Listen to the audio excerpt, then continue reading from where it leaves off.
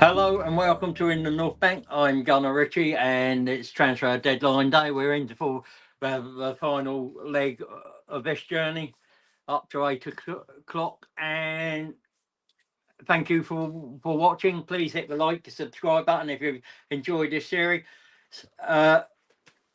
What you probably can't see at the moment on here is my new handle, and it is for this part of the show. I've got a lovely bunch of coconuts, and for a fiver, I'll show them. I will change my name as we go through. I'm hoping to have a few guests jump on with me. Please drop comments in. I will look, keep an eye on them as we go through the show. I'll try and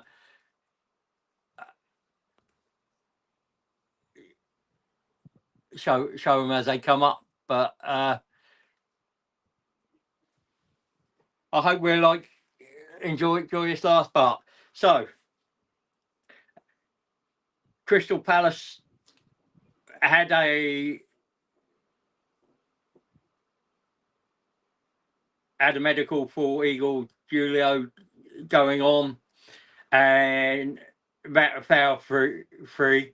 Well, that fell through, and he's not on his way to West Ham to have a medical. West Ham still need to get a defender in. I don't know whether that will affect the Mark Gay deal. I don't think it will, because I don't think Tottenham have just announced that Brian Gill has gone to Girona.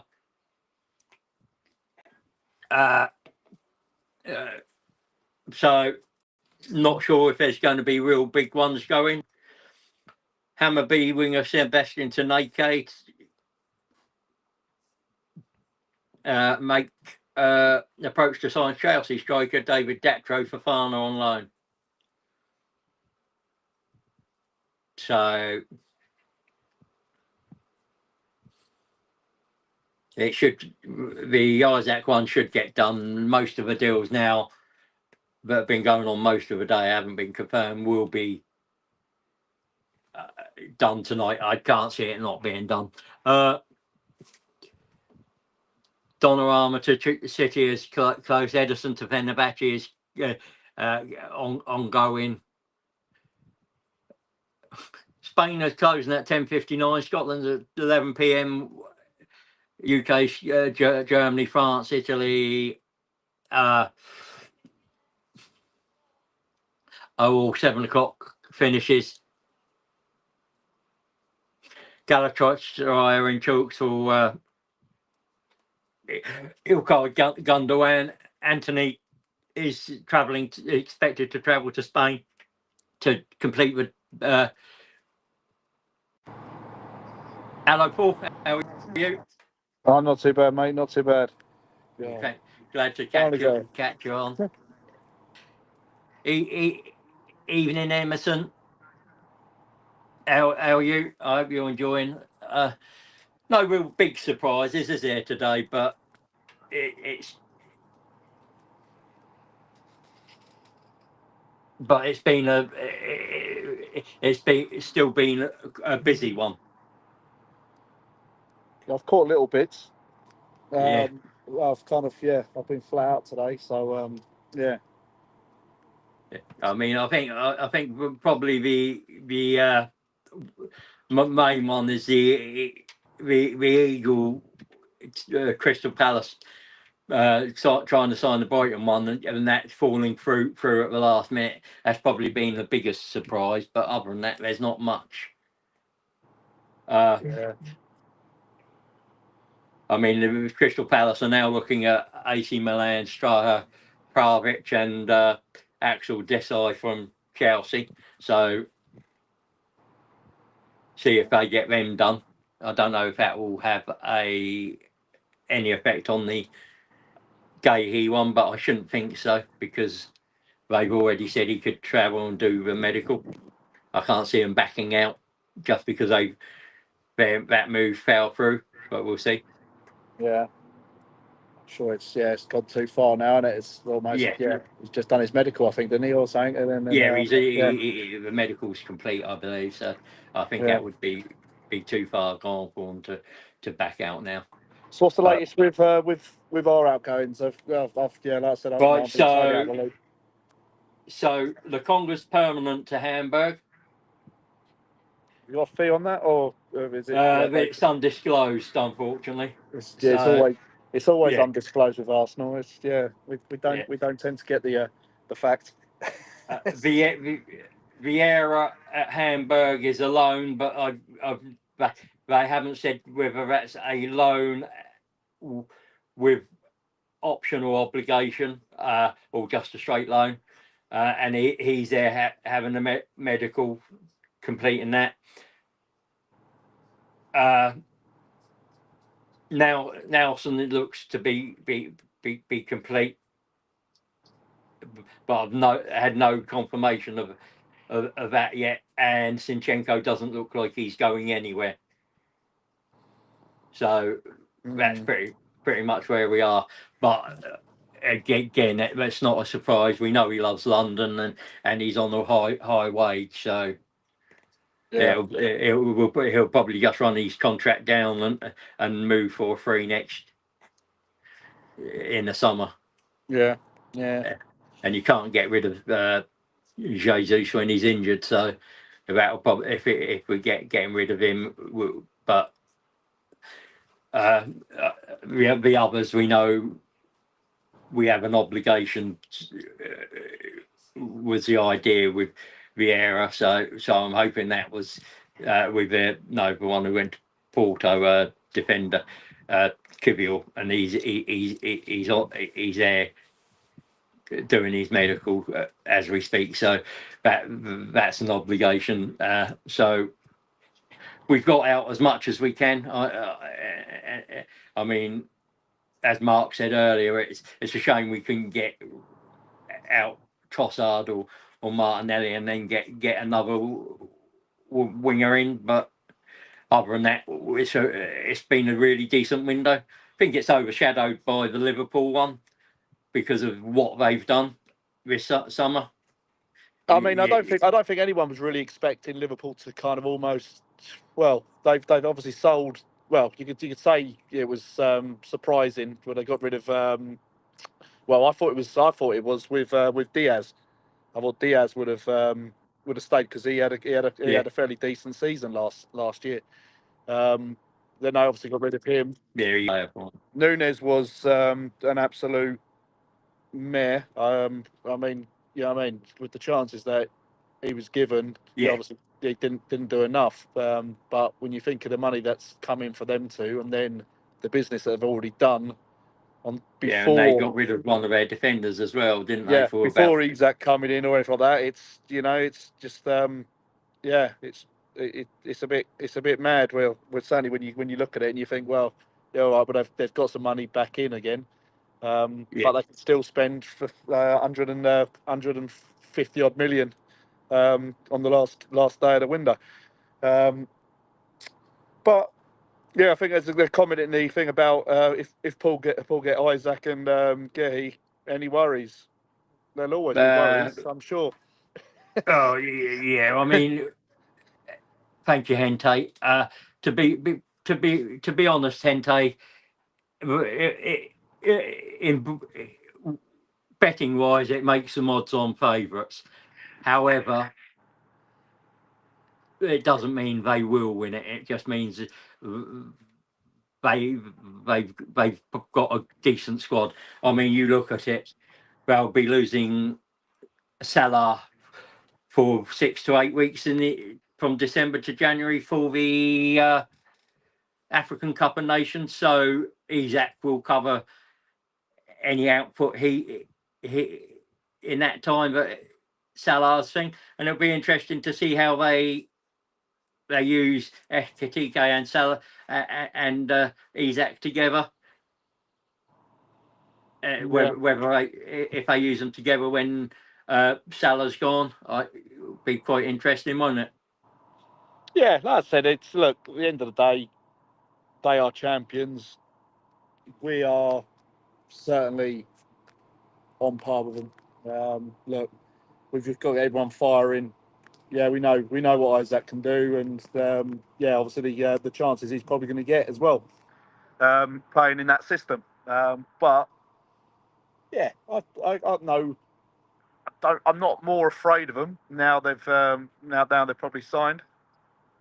It's just one of those, isn't it? It's you know what I mean. You can only deal with what you've got and worry about your performances, and then you worry about others when it comes to the end of the season.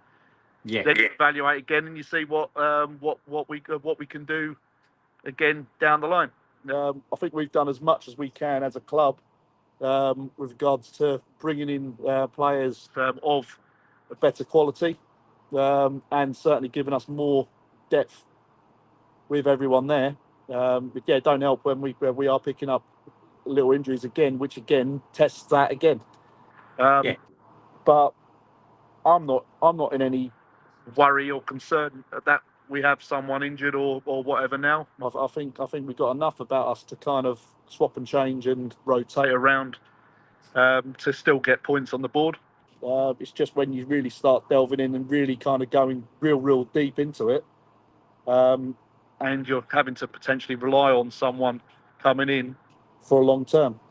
But as I say, I think overall, I think business wise, I think it's been decent.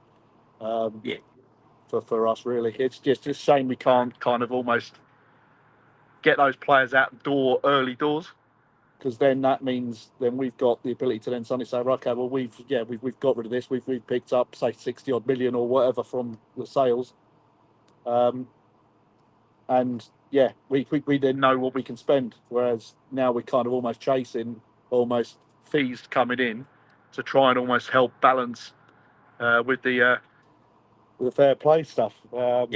So no, frustrating, I think, is more the word. But that's been historical with regards to us getting rid of players and trying to carry on, isn't it? Really.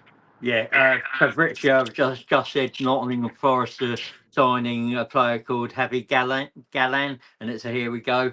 Deza said evening and have a great show, and Emerson has just confirmed what I said about Sinchenko's move to Marseille is off.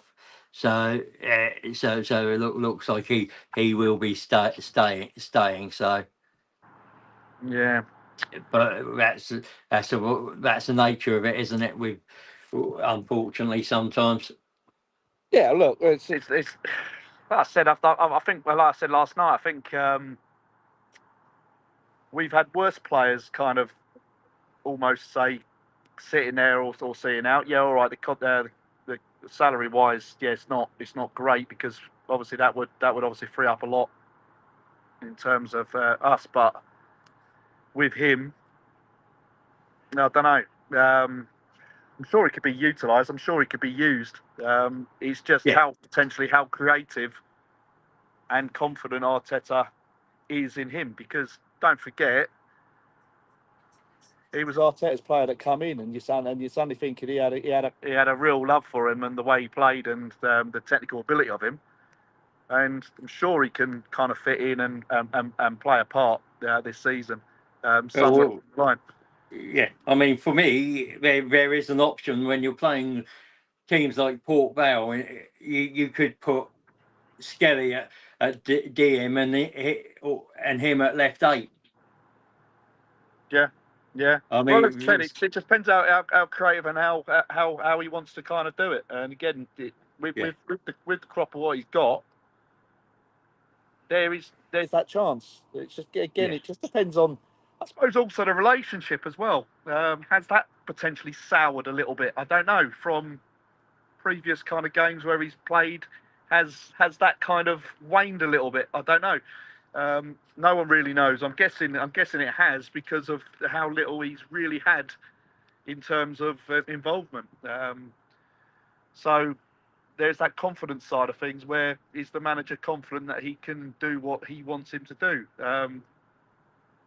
It's crazy. And then obviously with Skelly coming in and really showing what he can do last season, that's made it kind of harder. Obviously, with and then you've just got Hincapie in as well on top of that. Yeah.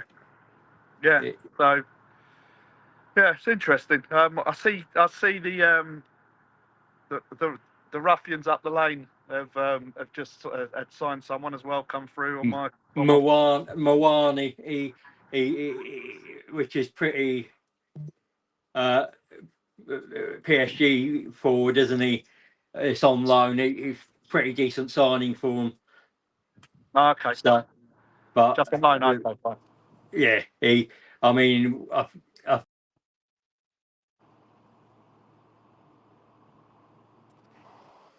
you still here? Yeah, still here.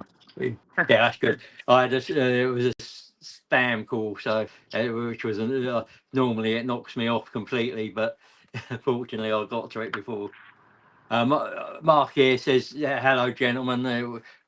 Thank you, Mark. You've been fantastic. You've been supporting in the chat for the day, and in the middle section, you jumped on and you were brilliant. You helped me get through that, so I appreciate that. That's good. Yes. Yeah, I mean, well, there's not. As I said, I don't think there's any deals today that have been surprises, but because we've known it's going to happen. It's just the size of those deals. I mean, I suppose Villa signing Lynch. Yeah. At 10 o'clock, at 10 o'clock, it was basically everything went through, didn't it? They said it was like going to be a domino effect, and that's what happened. Yeah. Obviously, had Visa being confirmed. So yeah, we expected that to be confirmed as well. It was just whether they get to an agreement on price, and I think it was always going to be a case once they knew they were getting the right money for Isak. Yeah. I mean, Villa seemed to have scraped the barrel with Jadon Sancho and Victor Lindelof, and then they've gone to the top and scrape the cream off the top with Harvey Elliott from Liverpool. Yeah. I mean, that's a decent sign, and I like Harvey Elliott. He's a decent player, so. Oh, for a club like that, they'll be crying out for him, and I think they need. What's going on with anything with Martinez? Is that going anywhere? Yeah, I don't think he's going anywhere because United signed the Anderlecht Royal Antwerp. Keeper Lamens, is it? Sen Lamens or something like that. There were two they were looking at. Yeah, so. Yeah, they've got the Antwerp one. So I mean, hopefully for the United fans, he's not a flappy angsty with at crosses and cost them goals like Anana and Bianda did. But yeah, but they signed him for a bit, didn't they? The Turkish one. Yeah, I mean, that means they got three goalkeepers now, like first choice goalkeepers. Just like again, it's a bit. Yeah, and they even had Tommy Heaton in the goal. I mean, I said to Des earlier, I said it's no good him bringing him on. He'll be doing karaoke, singing "Caravan of Love" or "I'm a Perfect One." Yeah, but I mean, they've got one. Hopefully, they've got one decent keeper out of that lot. Yeah. Well, hopefully not. I'll tell you what. If Martinez would have signed for him, I'll tell you what, that'd have made Man United even more hateable. Oh yeah. God, dear. I mean, he's quite hateable anyway. I mean, just as a player, he's got that sort of attitude and air about him, hasn't he? But you just don't take to. I just wonder if potentially we're going to start seeing now Emery kind of having a bit of a moment. You know, like he had obviously at Arsenal, and it was a bit. It seems like it, doesn't it? I mean, things haven't started well for him, and to be honest, I mean, I didn't think. I thought home comforts against Crystal Palace, though Crystal Palace were a decent team. I thought Villa should have been picking up points there. Yeah, it's a poor performance, just in general. But again, I think it sums up what's going on there. I suppose. Don't really help with with your goalkeeper coming out and saying he wants to go Man United. It does. It hurts, doesn't it? Well, I mean, I don't like the idea of playing Wolves now. This striker's Tolo Akadori. They showed him he's 6'6". I mean, no, he is a unit. They showed a picture of him getting his all the media stuff, the pictures. He is a unit. It's more like a basketball American football player than the soccer or an English football player. But if he's no good with his head, what's a height worth? Galatasaray are in for Ilkay Gundogan. That might get done. That's no surprise again because he was surplus to requirements. It was just whether they could offload him. Yeah, no, I don't know. I think it's something. It's just crossing off the dots now and everything. Now, I suppose that's all it is now. Yeah. Mark's just put on. What would you guys rate the window? Yeah, we kind of spoke about it last night, and I said if we got rid of the players that we wanted or needed to get rid of, and had our business done and we got fees for them, then I'd be rating it as an 8. Yeah, I mean, it's not quite perfect, but I mean, Kiwior you've got rid of, and you're going to get a fee next year, so and you've got a decent replacement for him. It's just a shame I think it changes if you learn what the Kiwior, what the Vieira deal is, whether there's an optional obligation to that, isn't it? Well, this is it. But it's like you're just kicking the tire down the road. Next season again, it's just and this is what we've been doing with Reiss Nelson. This is what we've been doing with a fair few players over the years. But as I said, if it was a case that we weren't getting really the fees for them, then I'd say it's been really good incoming, but it would knock it down to a 7. Just with disappointment of not kind of getting rid of those players. But like I said, I still can't believe there's no one that would even think about taking a punt on him. Yeah, I'm even talking about like the second tier in the Premier League. There's lots of teams out there crying out for players, technical players, and he is a fantastic player.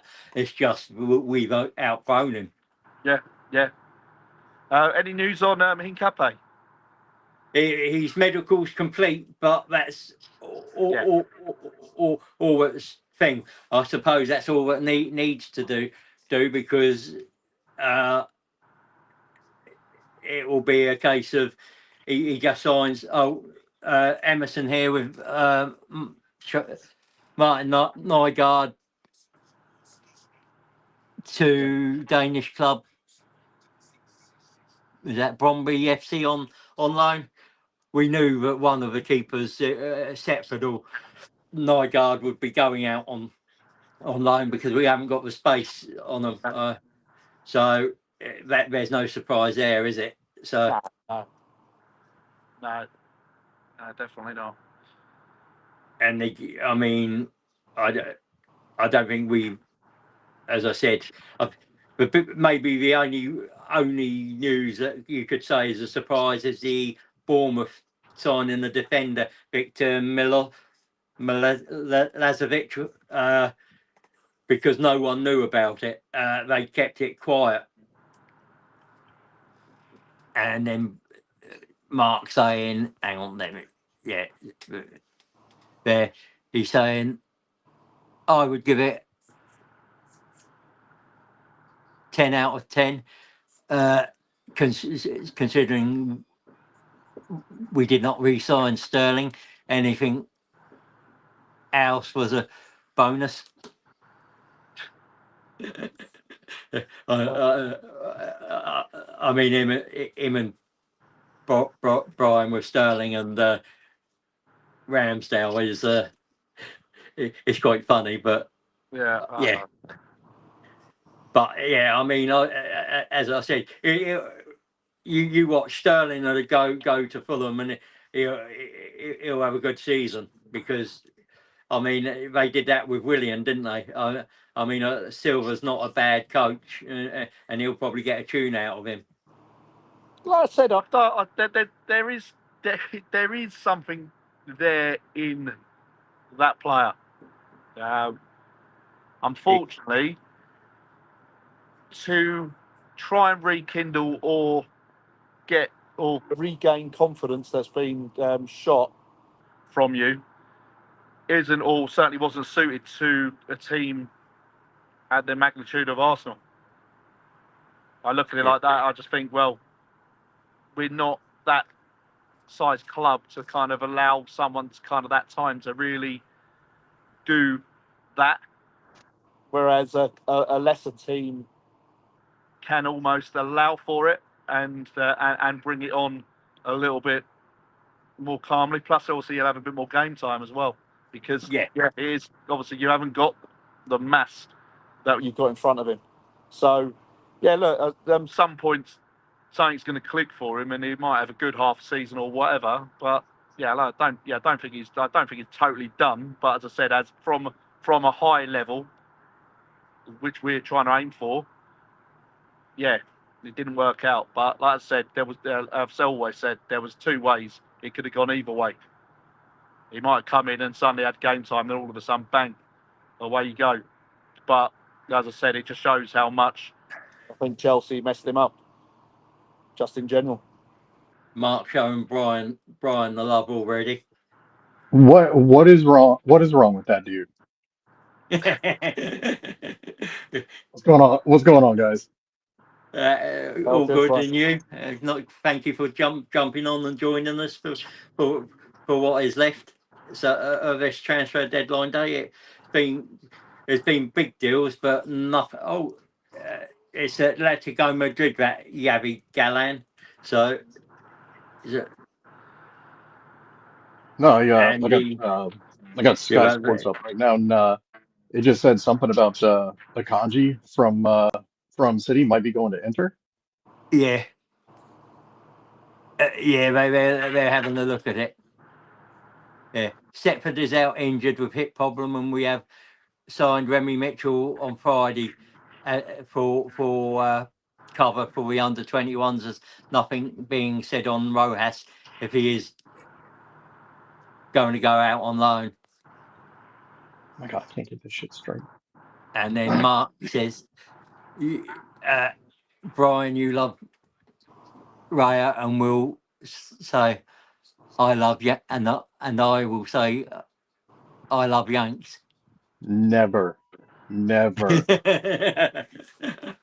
Oh, I was gonna say I saw Donnarumma's in Manchester for his medical right now, I think.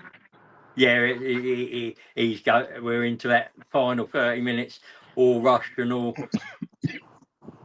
But I mean, Tarek Lamptey, me and Des said that's quite a shock one. I think even Mark said for the price $6 million is quite a shock. We had interested in before we got White, didn't we? He's a decent little right back, but Oh, Sammy Lakanga is going to Hamburg on a permanent.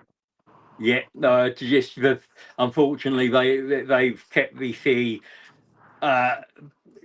disclosed, and so we're not sure of the exact fee on that one, and we're still waiting on Vieira doing that. So Well, they were talking about they were talking about him going on loan, weren't they? Like I read something where both him and Sammy Lakanga were supposed to go to Hamburg, but one of them was on loan. yeah, it is on loan, but we're not sure whether that's just straight on loan or on loan with an option or an obligation.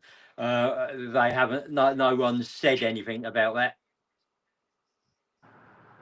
So and Sky Sport just saying, and Zinchenko's is unlikely to go through to Marseille, and Emerson's confirmed that earlier, and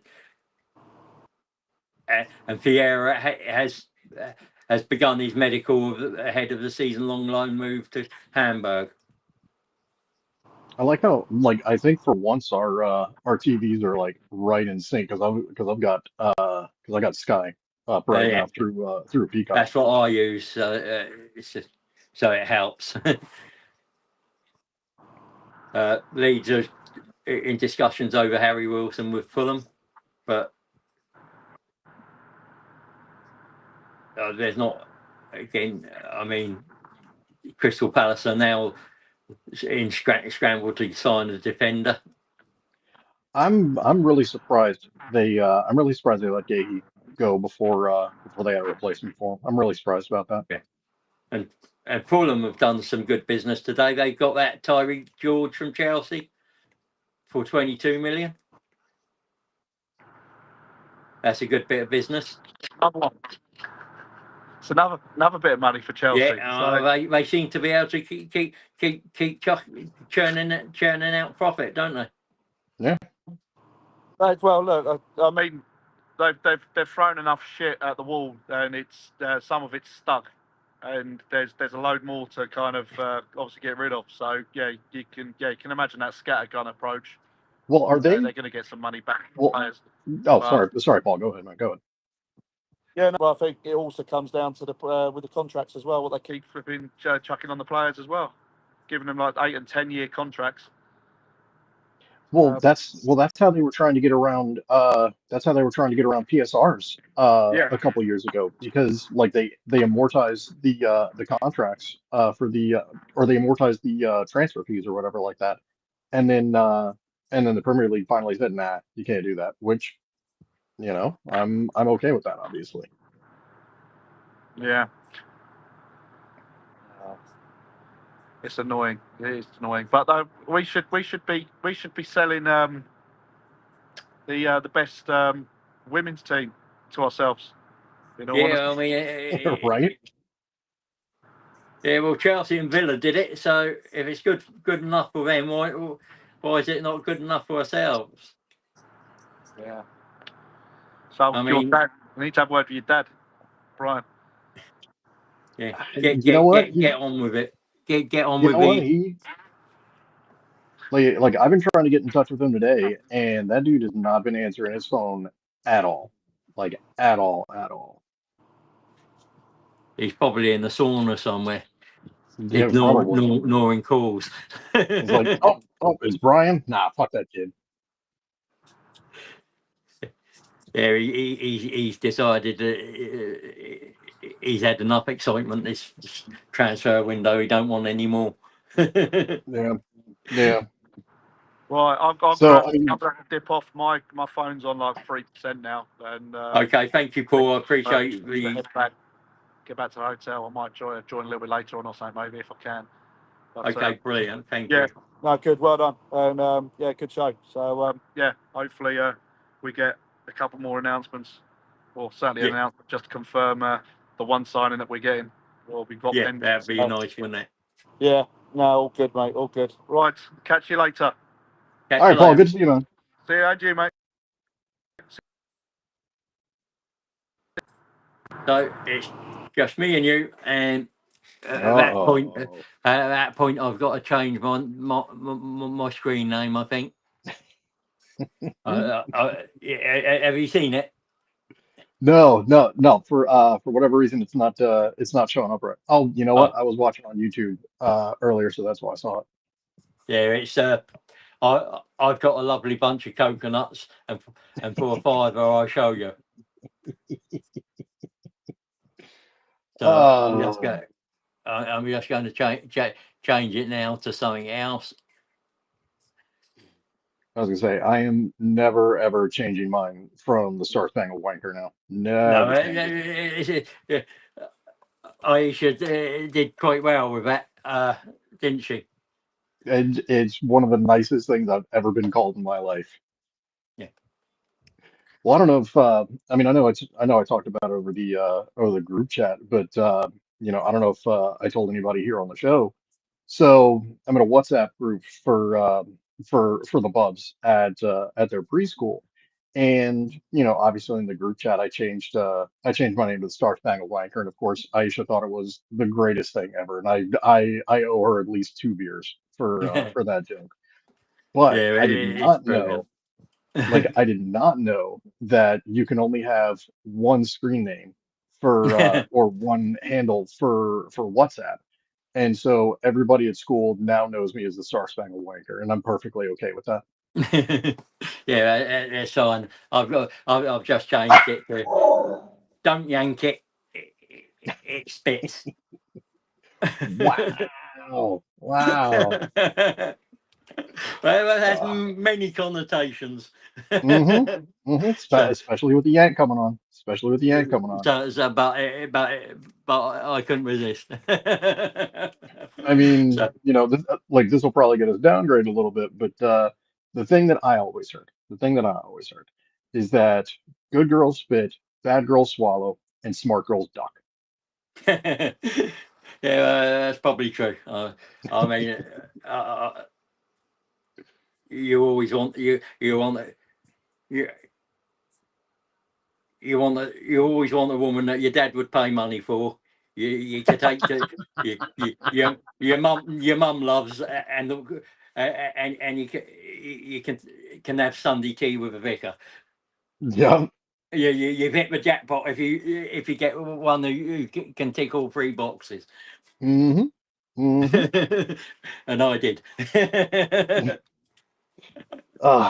So I mean, obviously I'm coming in late, and I'm sure we've talked about it a little bit, but I just want to bring up this whole Isak thing. I was thinking about it, and I was reading an article. I think I saw something here where Isak is joining Liverpool for like 125 million pounds. Yeah, And I he's paying think that 5 million of his money to Newcastle as well. Loyalty really? bonus. Yeah, he's foregoing Well, his loyalty bonus. I mean, so number one, this is going to sound like I'm talking out of both sides of my mouth. With the Gyökeres situation, Gyökeres basically went on strike to come to Arsenal, and obviously, we're so glad to have him. But you know, the Isak thing kind of puts a bad taste in my mouth, you know, because, and I mean, I'm not really sure why. I'm not really sure why I have a problem with the Isak thing, but I don't have as big a problem with the Gyökeres thing. And I don't want to be a homer with that. I don't want to be a homer with that. But I feel almost like Isak has been more petulant about it, because Liverpool, came in, just this transfer window and was like, hey, we want you. And, Isak said, fine, I'm out, and didn't say anything to Newcastle about it. Like I know we've been linked with Gyökeres for what, a year now, something like Yeah, that. And I guess because we were already linked with him, because we had already talked to him, and I guess because he had already talked to Sporting and we had started the preliminary negotiations for it. Like I don't have as big a problem with what Gyökeres did, but I think it's really shitty what Isak has done, and what Isak has done to the fans. The Newcastle supporters love their team. Like even when Mike Ashley, completely fucked the team and, got them relegated and they came back, you always had, the Geordies love their team. And for Isak to just kind of give the middle finger to him like that, no, that really puts a bad taste in my mouth. Yeah, I mean, the other thing is with Gyökeres, because we were with him for such a long time, we were aware there was a gentleman's agreement on being allowed to leave for a certain price, and there there was a disagreement on what that would be, and so and of course it's your own team that the player's doing it for, so there's going to be a little bit more sympathy for with him. With the Isak one, no one knew about that conversation he'd had with somebody about being able to go and bits and pieces. So there's less sympathy. But as I said to Des and I've said to Mark, it's hard to cry wolf about players showing loyalty to clubs when clubs don't really show loyalty to players. Because if a club sees a player that can improve on a position, they'll buy him and tell the player in the position that they need to find another club. Well, I guess it's like that with, the whole Tierney situation that I'm always banging on about, and I'm sure everybody is sick to death about me saying it, but like, that is one thing that does kind of like it does bother me that there is no loyalty in football. And I get it, it's modern football. It's all about the money, and that's actually something that I want to talk about in a little bit. But you would think you would think that these players, they put their bodies on the line for this game. Like they drag their families all over the world, all over the continent to be able to play. And you would hope that, these clubs do understand that, say, hey, we don't care about you just as a player, we care about you as a person. And you don't get that a lot. Yeah. I mean, I will just say that Sky News has just said that the Mark Gahey to Liverpool deal hangs in the balance because of West Ham's hanging on West Ham's ability to get a deal for a defender in place. And our favourite Scotsman has just said he's just his next van is getting to Preston at 8 o'clock, and then he has to take a 5-hour drive home. So I'm sorry to hear that, Mark, and I hope you have a safe journey home. And just give us a WhatsApp message to let us know you've got home safely. Yeah, dude. Like honestly, like I would stay overnight.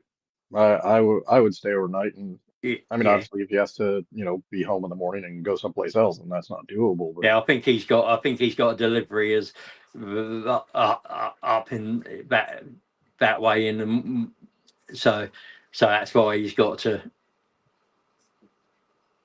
Oh, with the Gillan one to Nottingham Forest has collapsed, so not enough time, or they can't make an agreement. So I was gonna say they got what, 16 minutes?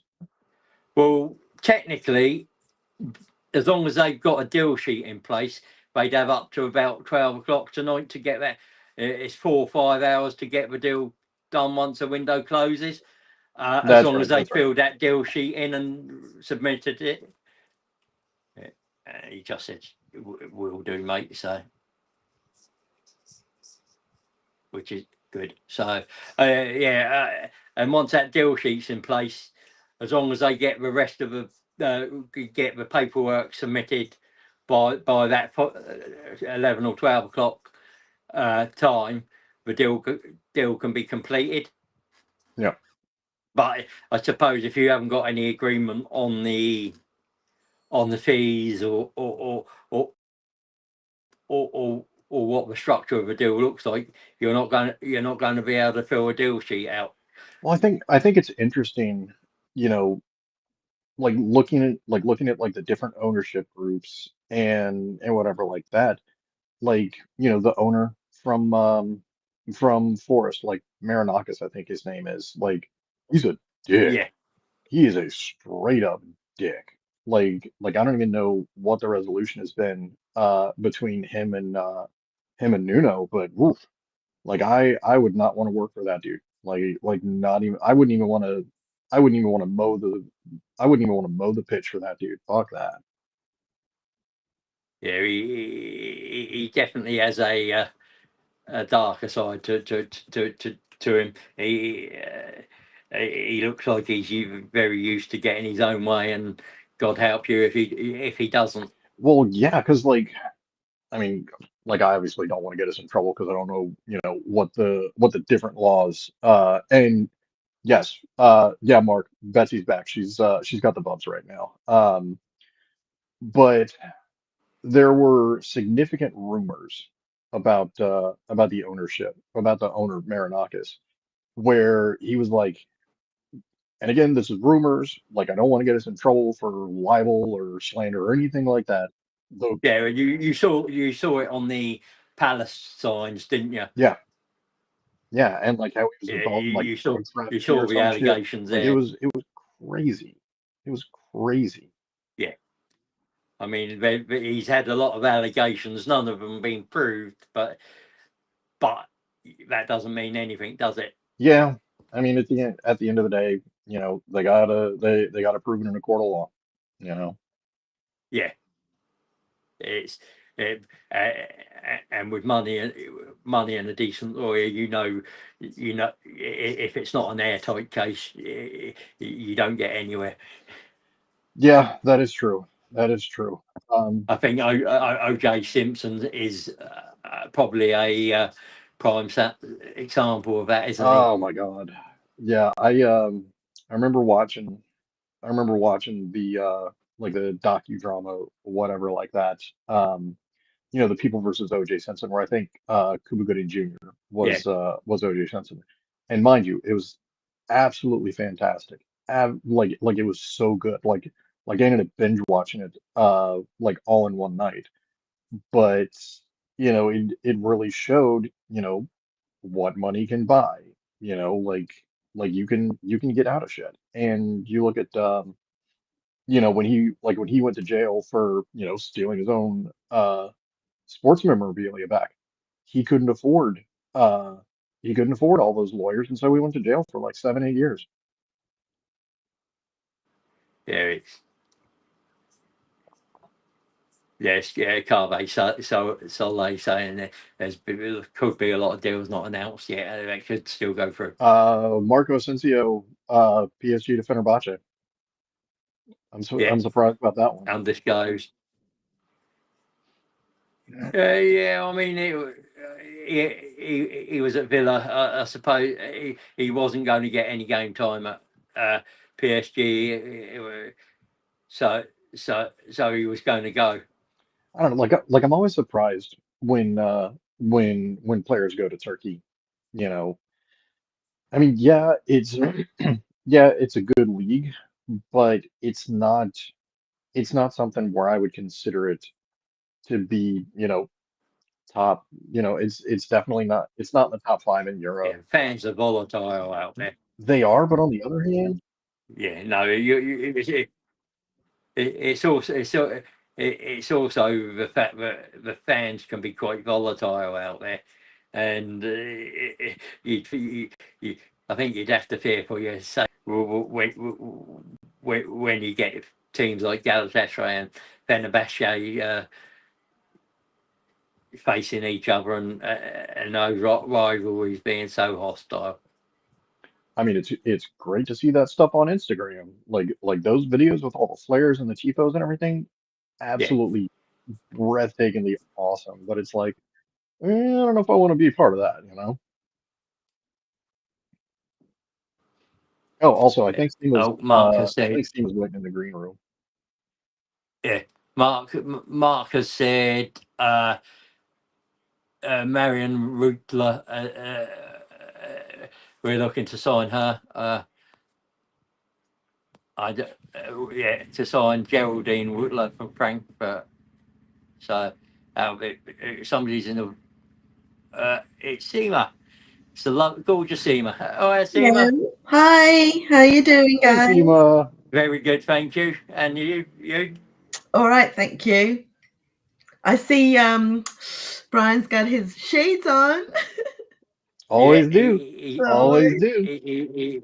He's looking cool. Good. Although, to be fair, Seema has actually seen me without my sunglasses on. I have indeed. So you know he does really have eyes. Yeah, he does.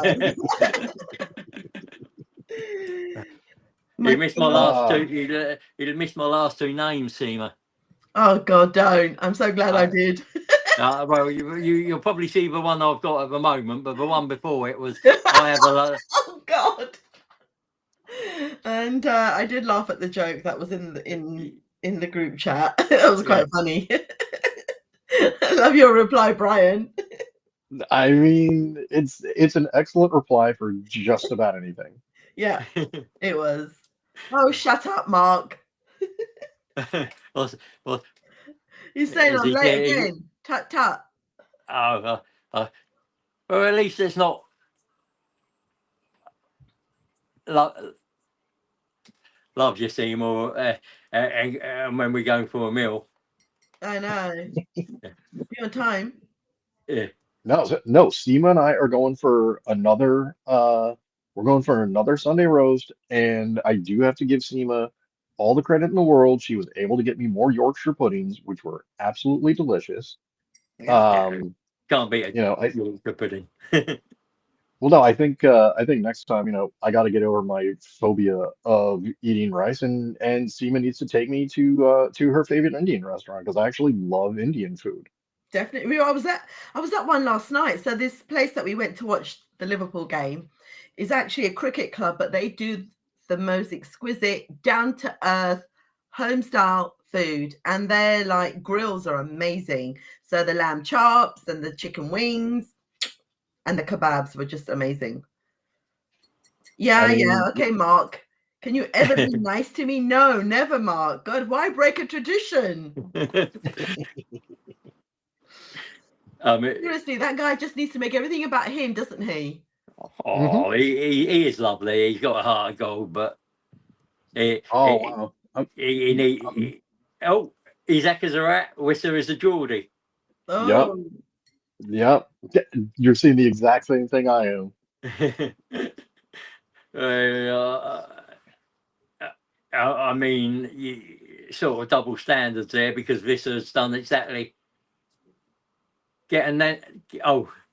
I don't think that's supposed to be like that, but Brian, get a nanny with a curry. I have no idea what that means.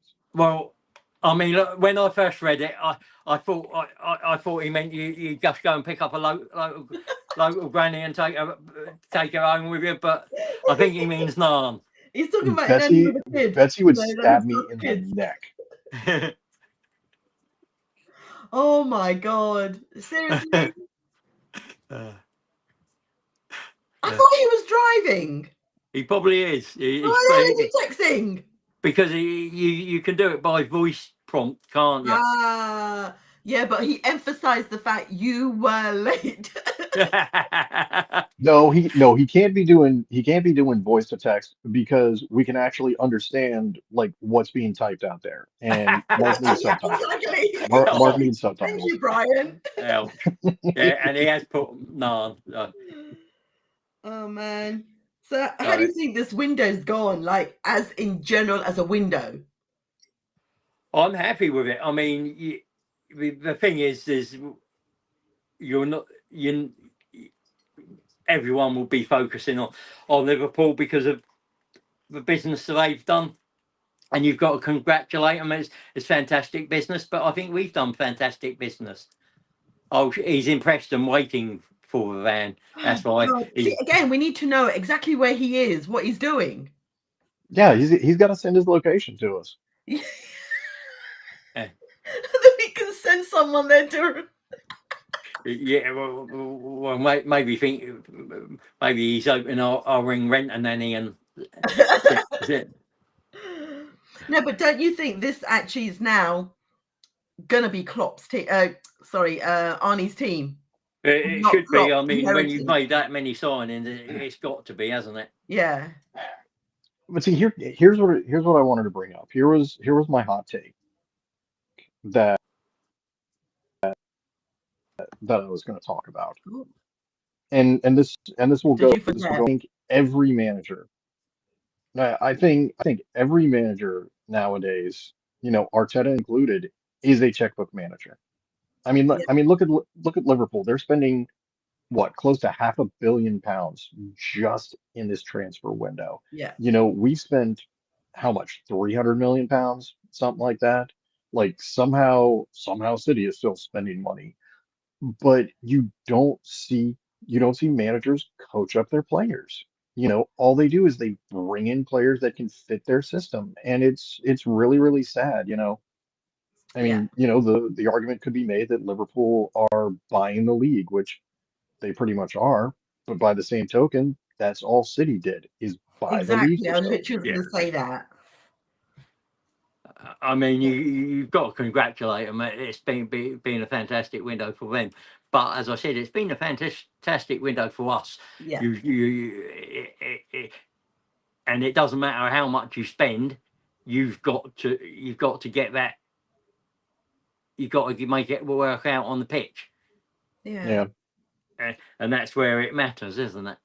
I wonder how what's his name feels like. He went into Liverpool thinking he's going to be the only striker. Now they got Isak, and they've literally paid what, quadruple the money. Yeah. Ekitike, they spent like 90 million on that dude. Was it 90? All right then, let's say it was double. A lot. Yeah. It was a lot of money. Yeah. It was a lot of money. What Mark's pointing out is because they've sold well as well, the actual net spend, they've only spent sort of like 200 million. Because they sold, isn't it? Is that what it is? Yeah, because they've sold really well as well. Yeah. I think they sold 140 on Diaz and Nunes. They had 50, 60 for a defender. And then they had 10 million for Trent. So they've sold about 220 million. Yeah. And they bought in nearly 400 million. So they probably only spent 180 in total. Yeah. Well, I mean, I think that's because we don't necessarily have the sellable assets. Arteta to a certain extent is still trying to clean up the mess from the Emery era, and unfortunately the end of the Wenger era. Yeah. Like once we actually get those sellable assets, like I saw we're not getting rid of Zinchenko now, but I mean, who are we going to get rid of that can bring in, the 35, the 40 million? I mean, I think Smith Rowe went for 35 million last year, I think. Yeah. But we really don't have those players that are going to bring in those big fees until we start, changing out the team that we have now. Yeah. Yeah.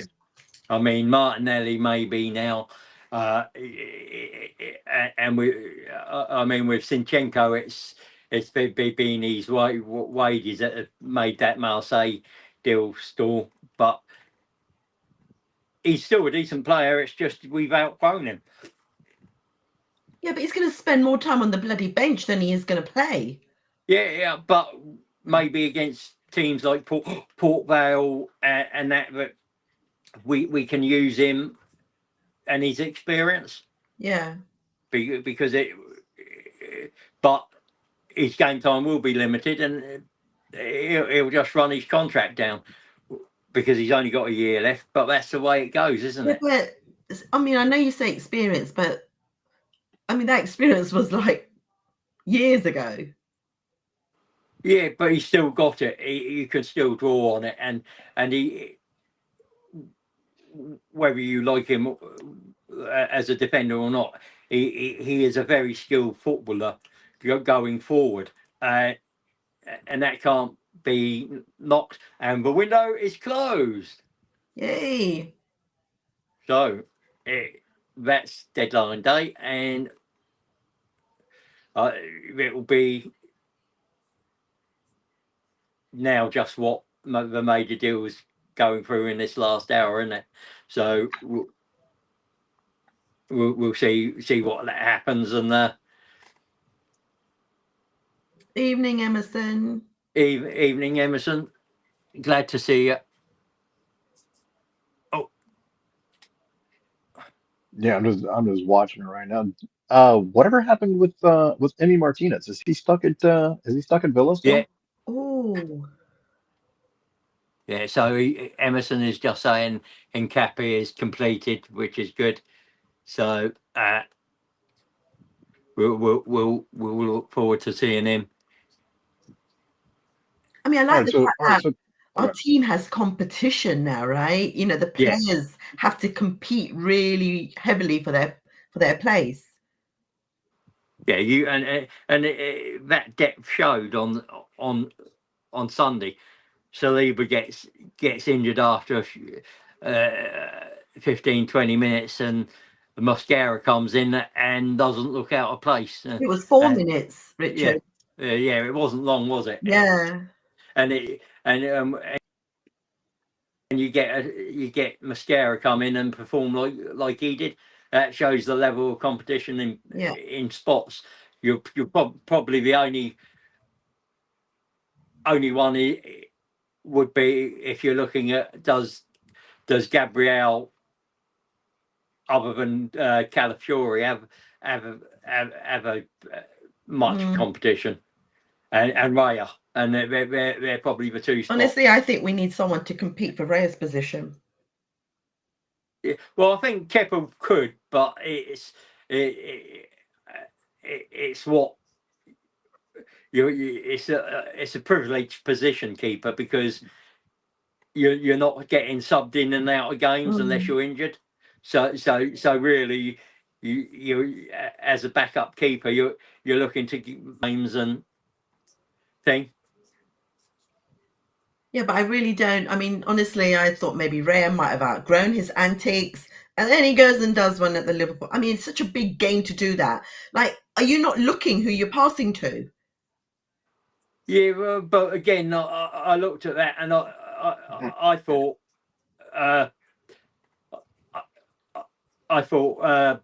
Zubimendi maybe wasn't strong enough in that with Van Dijk's challenge, and went over too easily, and that's why we got. Do you know who would have been perfect? MLS. Yeah, I mean it's one of those that I at first I thought it was a foul, but looking on, I've looked at it a couple of times, and I thought it could be given as a foul, but if it isn't given as a foul, you just got to be a little stronger in there. But Van Dijk does like to use his arms when he's trying to get past somebody. But as a goalkeeper, you have to be smarter with your distribution. Like you have to have, full awareness of the field. Like you don't have to see every single thing that's going on. Yeah. But if you're looking dead down the middle of the field, you have to see people that are going to be ready to close you down. Yeah. And the only reason that we didn't get burned on that is because like everybody came back and made the blocks, and Van Dijk forgot how to dribble at that point, which okay, I'm glad about that. Yeah. But and you know me, I cannot stand David Raya. Cannot stand him. I am always shitting on his positioning. I'm always shitting on his technique, like everything. I will say the free kick goal, there really wasn't much he could do about that. Like you saw him even jump a little bit to the right. Could he have set up more to the right? Maybe. But when you're pretty much dead on in the middle of the field like that, like you have to set up where you are. And Szoboszlai just like that was a top bins goal. That really was. Yeah, no, brilliant goal. But did you see the camera went to Raya's face afterwards? He was literally like, "What the hell just happened?" Yeah, it went straight to him. Yeah, when I initially saw it, because he was a little too far to his left, I thought maybe you could blame him. But then, having seen it a couple times, I don't think even if he was in the perfect position, he gets to that because it hits the woodwork and goes in. It's almost it hit the woodwork, didn't it? It hit the woodwork and went in. Yeah, it's almost a perfect free kick, isn't it? It's and you're just a bit. I don't think he would have got it even if he'd been that step or two to the right. Yeah. So I can't blame him for it. It's just one of those things. And I get the thing with he playing out from the back, but that's what Arteta and the coaching staff want. They want him to play that way. And yes, it's going to cause moments like that, but there are times when there was the distribution to Madueke, where he set Madueke away, and Madueke got the better of Gyökeres. But those things are going to. You've got to take the good with the bad with those things, unfortunately. I mean, there's a comment that Emerson makes, Sima Kepa is useful backup to Raya. I agree. I mean, I agree with that. I don't dispute that Raya isn't a great goalkeeper, but what I do want is a bit of competition for him now. So he does step up a lot more than he has had to, because he's been the only one. Yeah, and I get that, but I'm just not sure who comes in and does that. That's why Garcia didn't come, because he wasn't willing to sit on the bench and be a number two. And Sima, to your point, the only way that you can really displace a goalkeeper is to have your number one be shit in training, or completely screw the pooch during a game, or have a long injury. Yeah. I mean, I don't think we can really put too much. I don't think we can put too much weight on his distribution, because when he fucks up, and it's like, he's always got that howler in him. He's always got it. And the howlers are going to hurt you more than a ball on a dime. And kind of shifting gears a little bit, like, Madueke has really impressed me. So far. But you can, like I said, you can put the ball on a dime, but at the end of the day, the people that put the ball in the back of the net are on the other side, are up on the other side of the pitch. Yeah. Oh, I like the. See, I didn't realize the extent of Ben White's injury. What is going on with these players? And also, Timber. How did you feel about Timber's performance yesterday? My issue with Timber is that there was a couple of times when Madueke had stood his player up and he was waiting for that overlap and it didn't come. And he's not as happy going around the outside as White is for some reason. I like him. He's solid. He's a great one-on-one defender, but it just needs. And again, that might be because he's just come back from injury, and it take him a bit of time to get back into that flow and get back into those habits that you build up as a player. Well, I mean, it took him a while to come back from the ACL too, But I think that Arteta, actually did a good job of easing him in. Yeah. I think right now he doesn't really have a choice but to throw Timber out there, Yeah. I mean, you've got Mosquera now who can do that role, and you've got Hincapie for the left or the left centre back. So you've got plenty of options, haven't you? Yeah. And I mean, if you're going to use Hincapie as your alternative left back, that gives the option of putting Miles Lewis Skelly into the middle of the park. Yeah. So here's a question that Mark asked me to ask. Sorry, go on, finish off, Brian, and then. No, I was going to ask if if anybody had any updates on Saliba's injury yet. Well, it's supposed to be a sprain that he picked up in training before the match, and then that challenge or that jump and that landing just made it impossible for him to play on. So it's a sprain, which is usually what 2 to 6 weeks, depending on the severity of the sprain. So yeah, so and go on, carry on. Yeah. No, you're fine, Nassima. Oh, okay, cool. Mark asked me to ask a question. If we was to sell a winger, would we sell Martinelli or Trossard? Who would you go for? For me, it's both of you. Yeah, Richard. Yeah. For me, it's Martinelli. I think you get a better price for Martinelli. And Trossard, you can play as a false 9 at the moment if you really needed to. And he's a different profile to what Eza is and what Madueke is and Martinelli. Yeah. Because Yeah, I would kind of agree with that.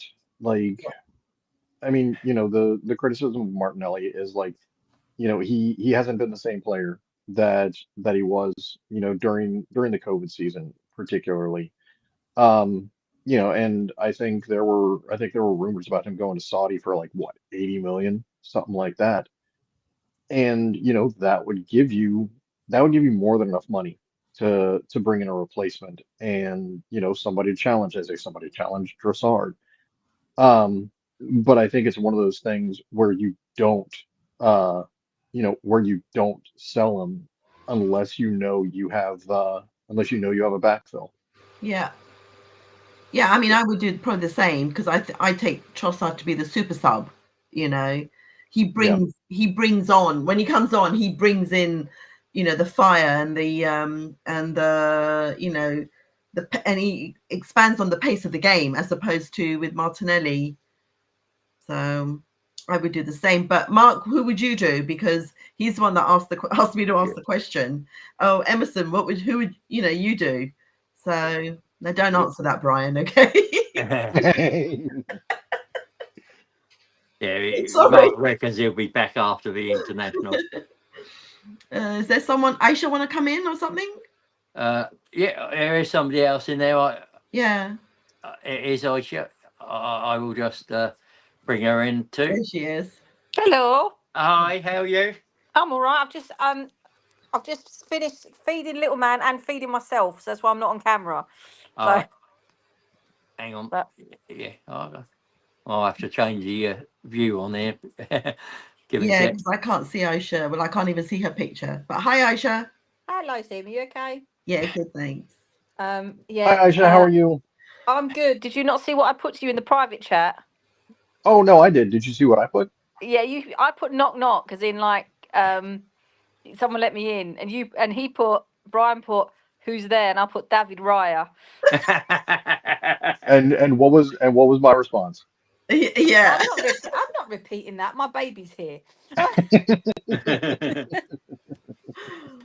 So, what do you think of that? What do you think of what's been going on then with the transfers? Yeah, I think it's been a busy day, and it's been probably one of the best deadline days. But there's been no real surprises, has there? No real shocks.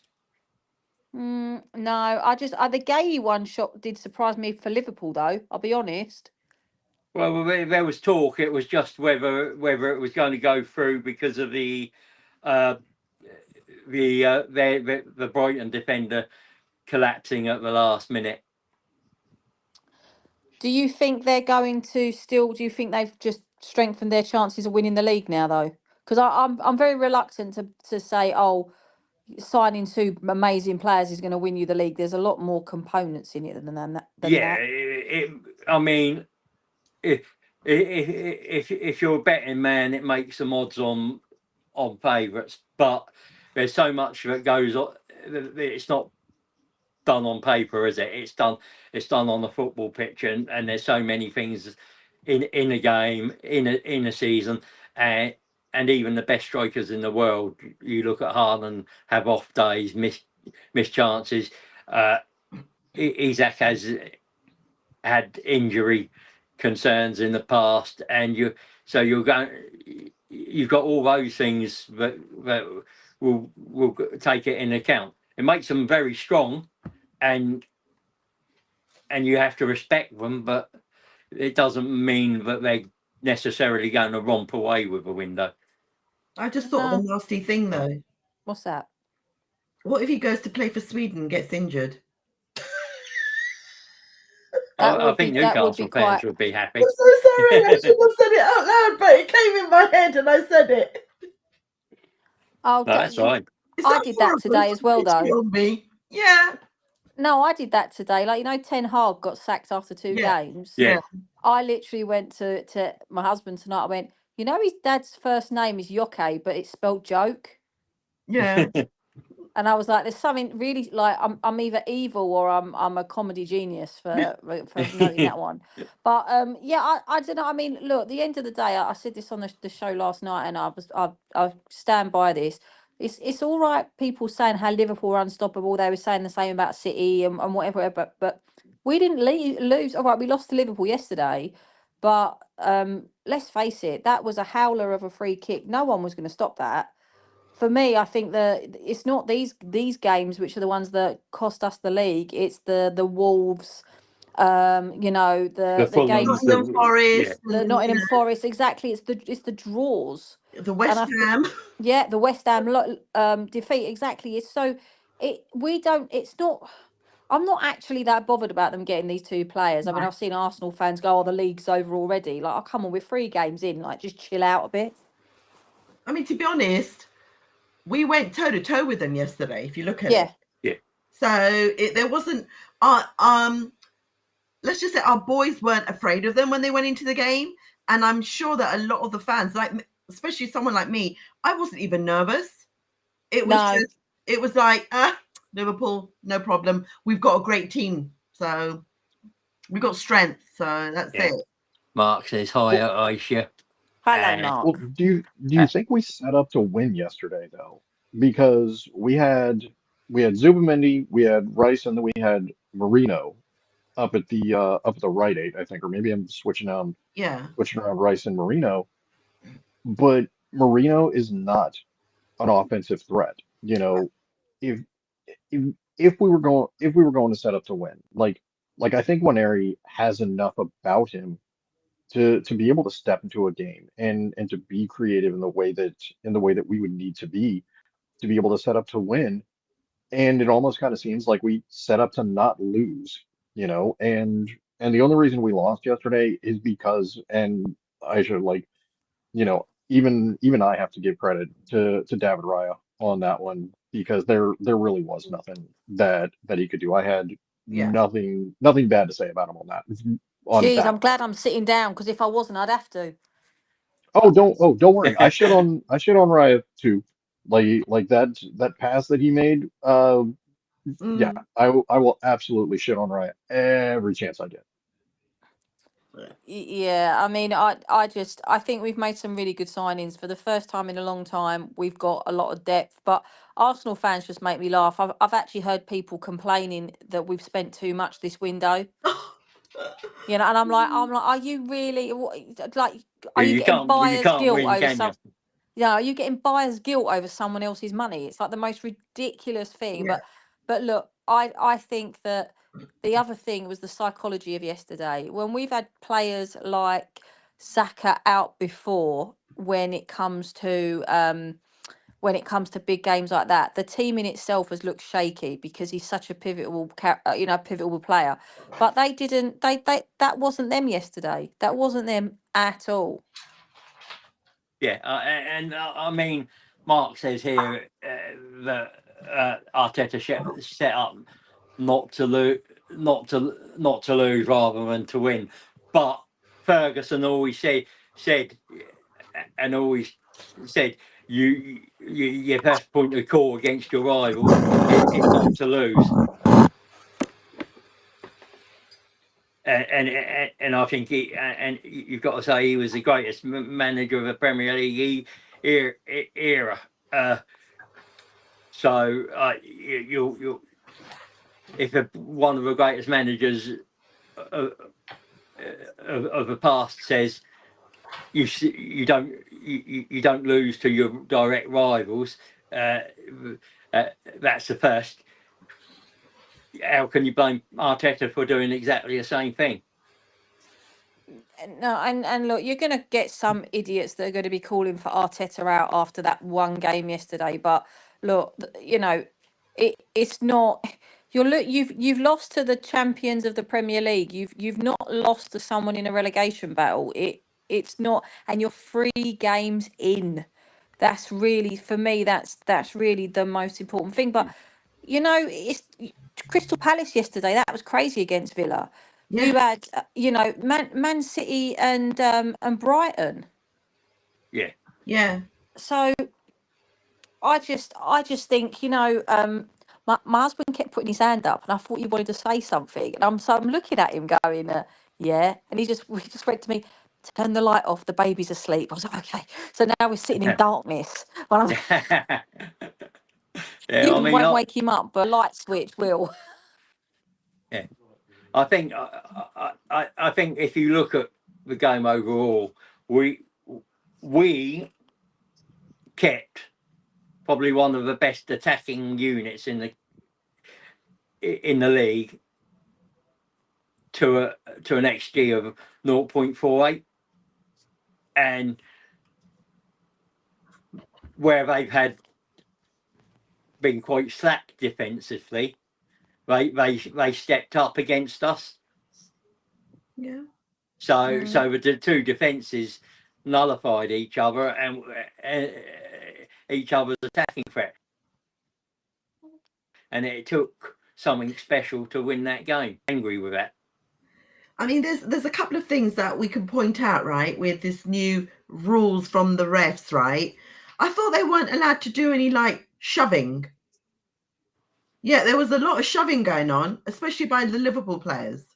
Yeah, there was I've seen a lot. I've seen. The only time I think it's been called once and it was for Man United against Fulham, and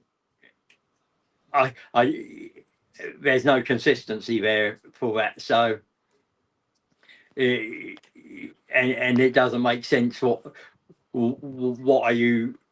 a foul and what's not a foul in that situation? They seem to make that decision based on the day and how his morning's gone. Well, PGMOL also came out after that Fulham game, and they said that VAR should not have gotten involved on that Josh King goal. They straight up said that should not have happened. Yeah, that was a howler from Rob Jones and VAR. It wasn't a tackle. It wasn't. He had the ball. He was doing a Cruyff turn, and he had to put his foot somewhere. It was just unfortunate. It was on the Chelsea defender's foot. But he had nowhere else to put it. So it's a coming together, not a foul. And the goal should have stood. Apologising, Richard, after the fact, when you've taken 2 points away from one team. Well, yeah, I mean, it could have decided changed the outcome of the game. And the thing is that no one knows whether they'll get a fine or if there's a compensation thing for howlers like that, which there probably isn't, but there should be. There has to be some form of accountability when you get such a serious decision wrong. Yeah. Well, I mean, the only thing you ever see is like, oh, you can't ref the next game, and it's like that does nothing. Like you look at baseball over here. There are some god awful umpires, as far as not being able to get, the strike zone right or anything like that. And yet nothing happens to them. Nothing happens to them. And it's the same with VAR. It's the same with these referees. Like you can be complete dog shit and yet you still get thrown out there. And it's crazy. It's crazy. Like we're the best league in the world and we have absolutely shit officiating. It's embarrassing. I don't think it's ever been very good, and that's the problem. You look at who I think we've got. John Brooks training the new referees coming through, and he was crap himself. So how are you going to improve the officiating if you're the person who's training them and mentoring them? It was crap. Well, we were talking last week before last, I think. Whenever Jared Gillett, whenever he did our game, I can't remember which game it was, but you didn't see him like at all, and that was really really good. Yeah. But so the point somebody made is like he's Australian, and so he has zero dog in the fight when it comes to being a supporter over here. And you do have the rest of the referees that are from like Manchester or from Liverpool or whatever like that. Like you need to get to a point where you have impartial referees. And I'm not going to sit here and say that there is partiality, but you need to not have those questions.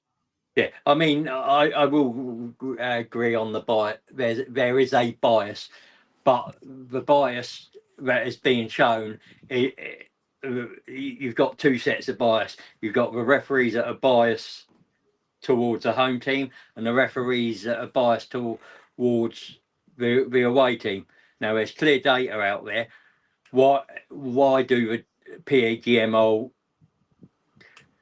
give, say, for example, give you Arsenal Liverpool home, give Liverpool an away biased referee, and then when the fixtures reverse, why is the referee got a home bias? Surely if that data's out there, they can pick and choose, and surely the training should be to eradicate that bias and try and make all referees neutral. Yeah. Well, let me think about this, right? And I'm kind of thinking out loud here a little bit. At the end of the day, the Premier League is entertainment, right? We want to be entertained, and the Premier League wants viewers. The Premier League wants that ad revenue. They want the money. And so, Arsenal have one of the biggest fan bases in the world. I think there's like 110 million fans in the world. Why wouldn't you want to get eyes on that team? Why wouldn't you want that team to be successful? If there's something coming down from PGMOL or coming down from the FA or the Premier League or something like that, like you would want to ensure that your big teams are successful. Yeah, no, I get that. It's just that I think there are ways of, but I mean, I will say that since the start of the season that when we did that PGMO one, I mentioned ref cams, didn't we? in that, and they've introduced them. So, and I've been quite impressed with that so far. I'm just going to go. I'll be back. I've just got to give. If you keep, there's one thing I'd like to touch up on, and that is these bloody commentators that come on Sky Sports, right? Peter Schmeichel, who the does he think he is? I heard that. I heard that, and that's, here's the thing though, like Peter Schmeichel is on CBS, Paramount Plus, whatever the fuck you want to call it. Like he's on their Champions League coverage, and he is so good on his Champions League coverage. Like he's great. Like he's unbiased. Like it's awesome. Like it's awesome to hear him talk about it. You talk about what's his nuts? Jamie Carragher. Yeah. And I love him. Love him on the Champions League coverage. Yeah. But you get him on Sky, and like it's almost like they're playing characters. Like Jekyll and Hyde. Mm-hmm. Yeah. But I mean, seriously, what makes him so qualified to actually go and comment about United or whichever freaking team he played for? He's that ancient. He's that much of a, what's it, a mummy in his casket, right? Go back there. Do not comment about a team you don't know about. Just leave Arsenal alone, for goodness sake.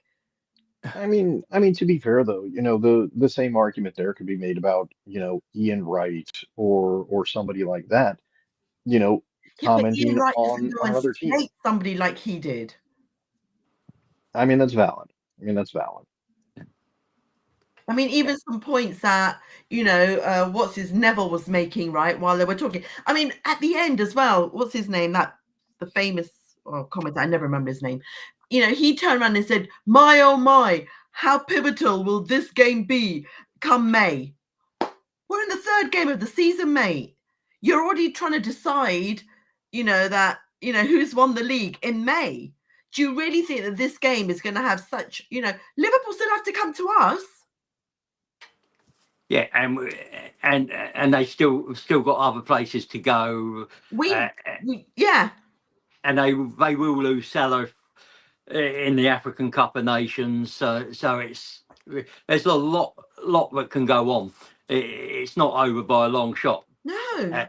And this is the first time we've lost to a Big Six team in a hell of a long time. Yeah.